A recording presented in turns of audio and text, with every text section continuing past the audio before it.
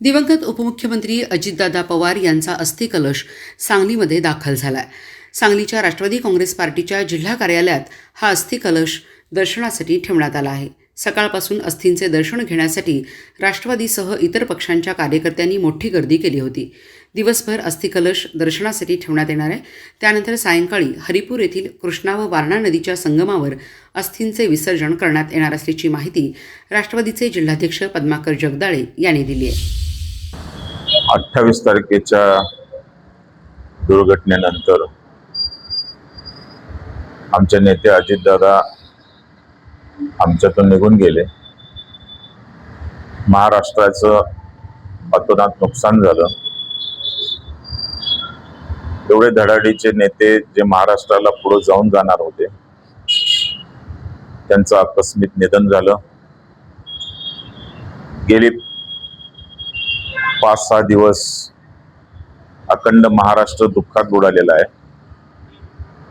आणि काल त्यांच्या अस्थी महाराष्ट्रातल्या प्रत्येक जिल्ह्यामध्ये राष्ट्रवादीच्या जिल्हा कार्यालयामध्ये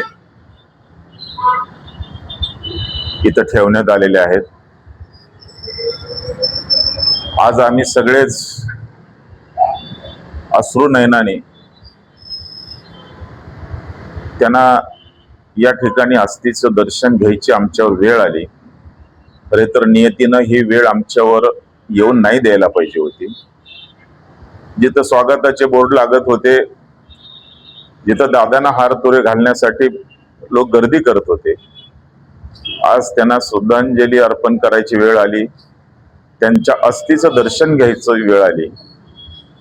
ही माझ्या दृष्टीनं आणि आपल्या सर्वांच्याच दृष्टीनं अतिशय वेदनादायी गोष्ट आहे। पण नियती पुढे कोणाचं काही चालत नाही। या आजच्या घडीला मी एवढंच सांगू शकतो की अजितदादांनी जे या महाराष्ट्राचं स्वप्न पाहिलेलं होतं, ते स्वप्न पूर्ण करण्यासाठी आम्ही सर्व त्यांचे कार्यकर्ते, त्यांनी जे काय मनामध्ये काही गोष्टी धरलेल्या होत्या, त्याचा पाठपुरावा करण्याच्या दृष्टिकोनातून आम्ही सगळे कार्यकर्ते निश्चितपणे पुढच्या काळामध्ये काम करू।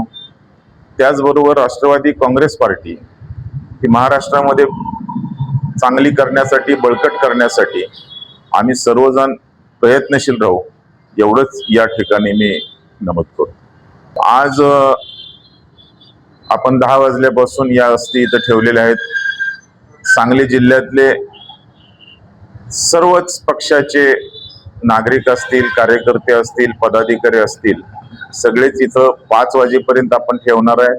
ते दर्शन घेतील आणि त्यानंतर 5 वाजता आम्ही हरिपूरच्या संगमावरती रक्षा विसर्जन करणार आहोत।